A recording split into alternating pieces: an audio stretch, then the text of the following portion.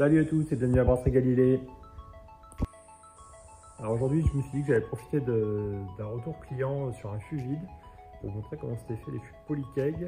Voilà, je suis assez satisfait du produit. Je me dis que c'était l'occasion d'en ouvrir un et vous montrer un petit peu à quoi ça ressemble à l'intérieur. Alors voilà, ça ressemble à cette petite bonbonne. Moi, je me l'ai fait livrer par des palettes de 44, ce qui est suffisant pour moi, même si souvent on se met d'accord avec des collègues que ça vient d'Italie et c'est assez cher en transport. Donc moi je suis en tête plate, aussi appelée tête A, mais je sais qu'il faut à peu près tous les formats, S, etc. Point important aussi, donc moi je le reçois, il est déjà sous pression, il n'y a pas de sac à l'intérieur, ils font aussi une version avec sac. Voilà, donc avant de commencer, vous voyez la petite valve rouge là, il ne faut pas la casser sinon votre fût va se mettre à fuir complètement et à se vider. Voilà, on voit la tête, moi je suis en tête plate A comme vous pouvez voir. Sinon c'est complètement en plastique et moi j'ai pris le parti de ne pas avoir de poche, ça me fait toujours peur, j'ai vraiment peur que ça fuit.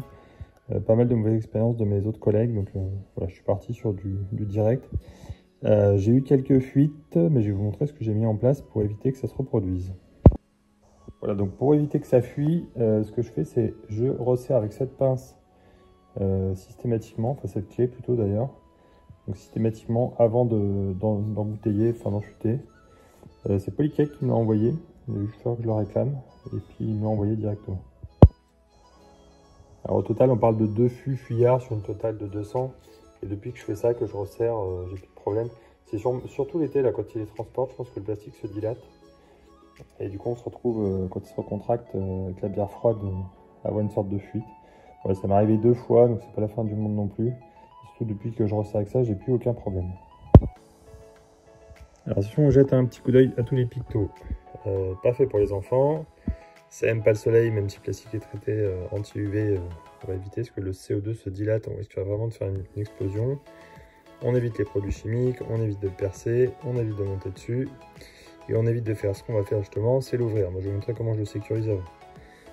Température 0,40, voilà, parce qu'effectivement le CO2 se dilatant, ça pourrait exploser. Maximum 3 bar 5 ou 50 PSI.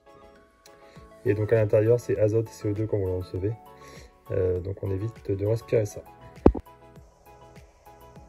Voilà un petit peu la composition, le capuchon, alors que moi je ne mets pas, la tête, les poignets qui sont dessous mais je vais vous montrer, la tige qui est à l'intérieur, le bag on va dire, que je pourrais aussi démonter d'ailleurs, et donc la base. Alors pour décompresser c'est assez simple, il suffit de tirer un petit peu, voilà, alors là c'est déjà décompressé mais sinon ça fuit assez vite. Et ça vous évite justement d'avoir trop de pression à l'intérieur, voire même moi je le casse quand j'en ai plus besoin. Là je vais le garder pour vous montrer, mais je vais vous montrer une fois qu'il est cassé. Donc voilà, pour avoir vraiment aucun risque, ce que je fais c'est je le prends, tac, je tire dessus, et donc là vous voyez le trou étant percé, j'ai plus aucun risque, tout peut s'échapper, donc j'ai vraiment plus aucune pression à l'intérieur. Maintenant qu'il n'y a plus de risque de pression, j'essaie de vous montrer comment je le démonte. Alors si ça marche pas, j'ai acheté ma grosse pince, parce que des fois c'est un peu collé, donc c'est un peu galère.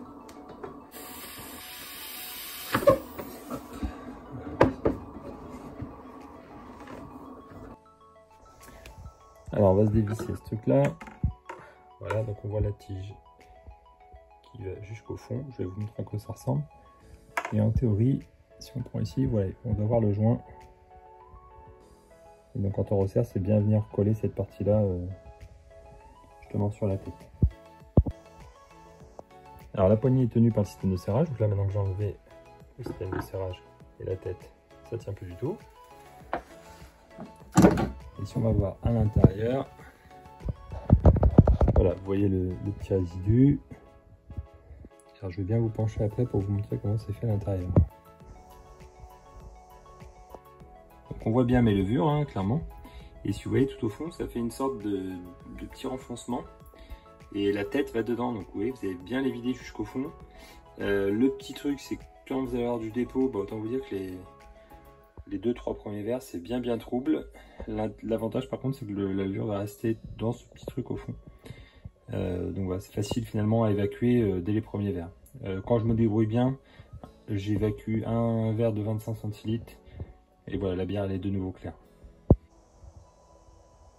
Vous voyez l'espèce de ressort là, c'est ça qui vient faire que ça va remonter. Alors des fois ça remonte pas très bien, faut pas hésiter à mettre un deuxième coup, parce que je vous ai déjà montré ça dans mes vidéos.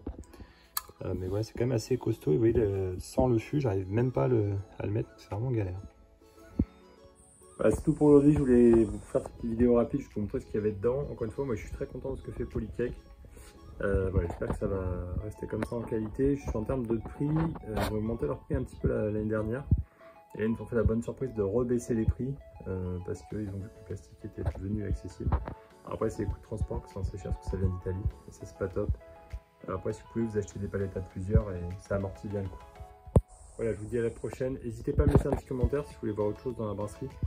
Voilà, j'ai encore quelques idées, mais s'il y a des trucs qui vous intéressent plus que d'autres, ce sera avec plaisir.